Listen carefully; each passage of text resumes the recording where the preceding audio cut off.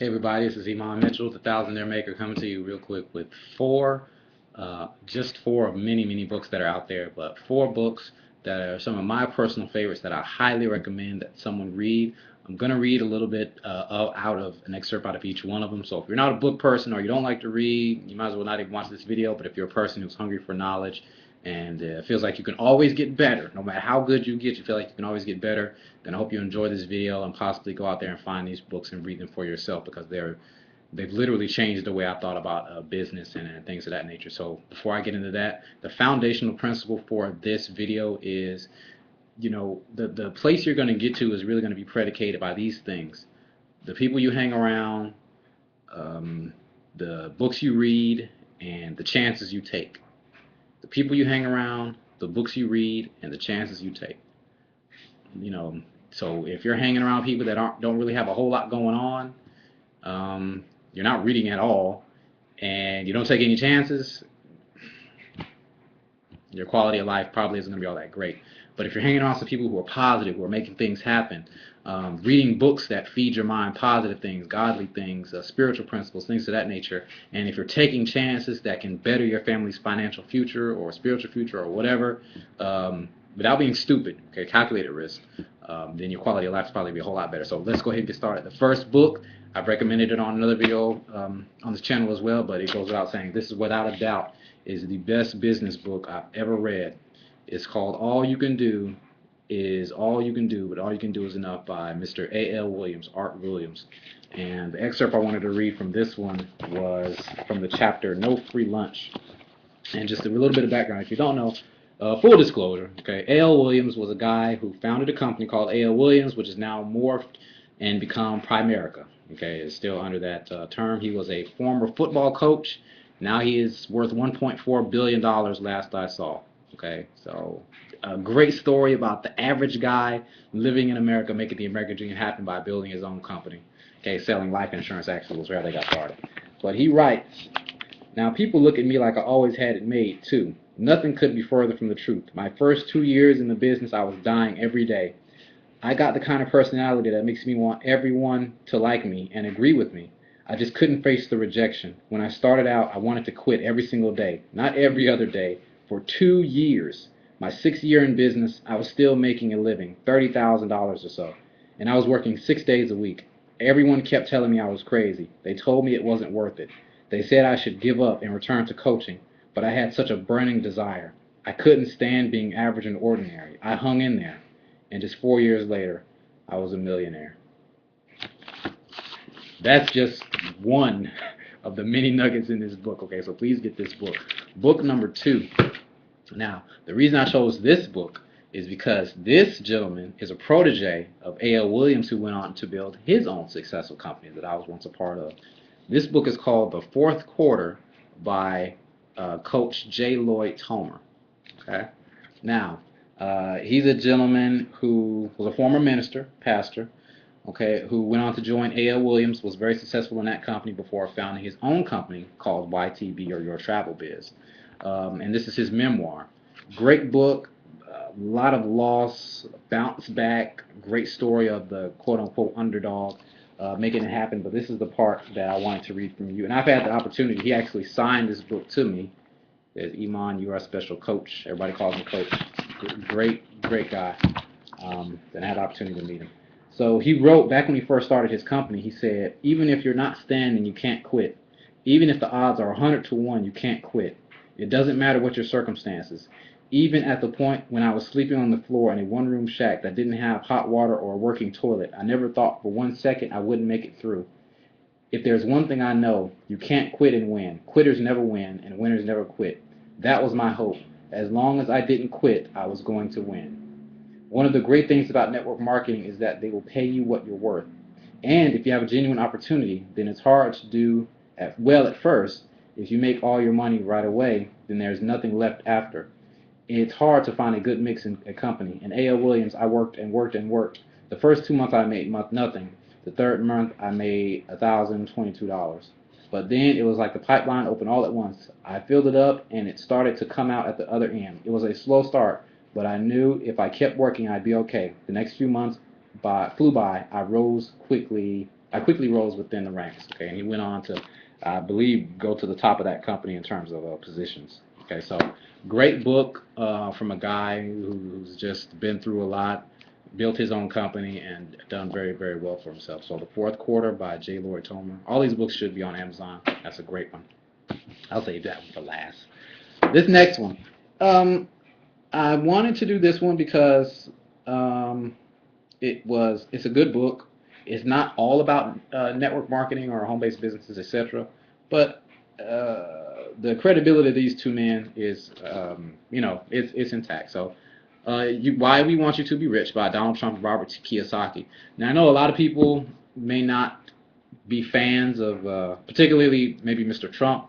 But myself, I study success in all of its forms. I take whatever I can use and keep that. Whatever I don't like, I ignore or disregard. Okay, but they do talk about network marketing in this book. So, in the chapter, why we recommend network marketing, and this is what kills me. Okay, so there's the title there. Why do you recommend network marketing?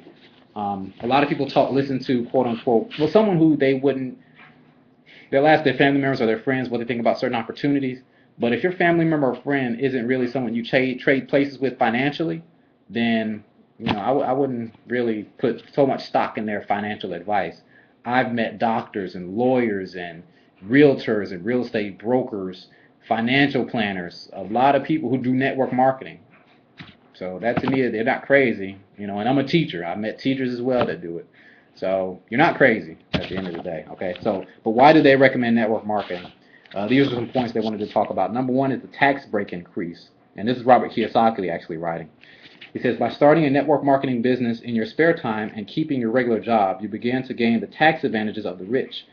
A person with a part-time business can take more tax deductions than employees can. For example, you may be able to deduct car expenses, gasoline, some meals, and entertainment. Obviously, you need to check with a CPA for exact rulings on your situation. Okay? So there you go. But it says, in other words, the government will give you a tax break for advice on how to pay less in taxes. Number two, you get to meet like-minded people, which is really great. One of the advantages I had with my friends who wanted to be in the B quadrant, when I first started out, most of my E quadrant friends thought I was nuts. They could not understand why I didn't want a steady job or a steady paycheck. So an important part of becoming a business owner is to surround yourself with other people who are business owners and want you to become a business owner. Okay. Everybody that I deal with in my opportunity I look at as a business owner. I don't look at them as employees or you work for me. They've opened their own business. So they're treated as such, and it's really great. Number three, give yourself time. It takes time to be successful in any one of the four quadrants that he talks about. If you're familiar with the work of the Kiyosaki, employee, self-employed, business owner, and investor.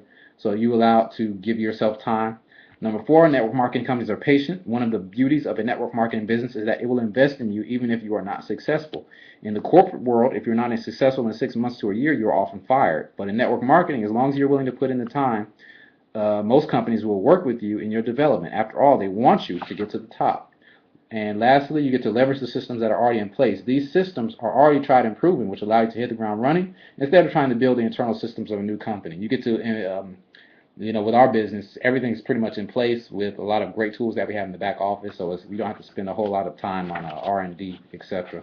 And one last thing, too, I know they talk about the whole pyramid scheme. This is the corporate structure of a pyramid where the CEO is at the top and the employees are all at the bottom. However, in network marketing, as you'll see, you are pulled up. Okay, it's an inverted pyramid, I guess you could say, because you have to realize it's a misnomer that you start at the bottom. In network marketing, you don't start at the bottom and claw your way to the top. No, change your perspective. Okay, the bottom is really, really crowded.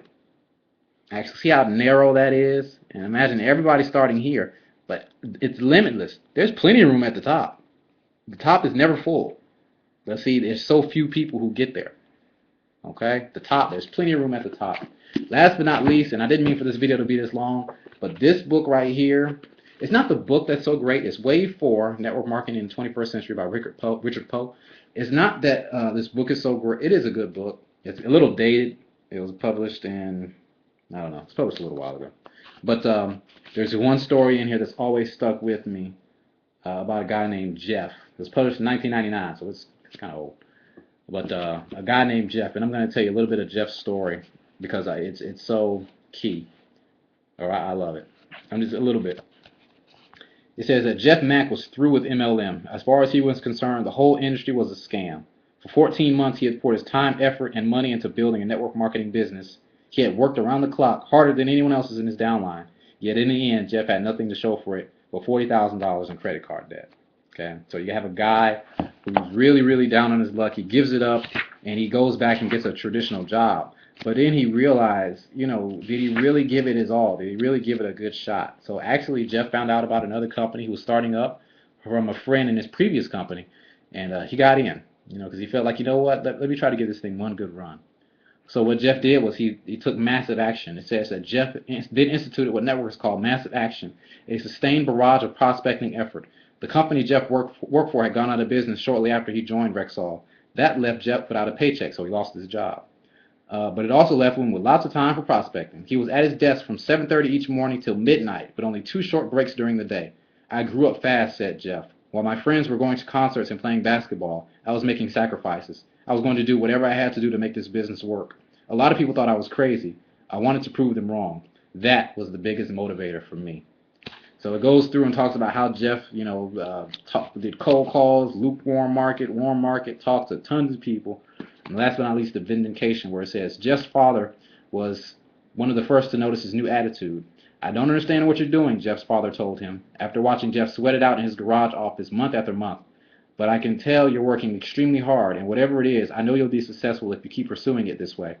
His father was right. In his first year, Jeff earned $48,000, more than the $30,000 he had made at his last engineering job. Exponential growth kicked in the following year. I started to see people in my business doing their own thing, Jeff recalls. They were sharp, talented people in my downline now, people who were putting in time and had their own groups growing.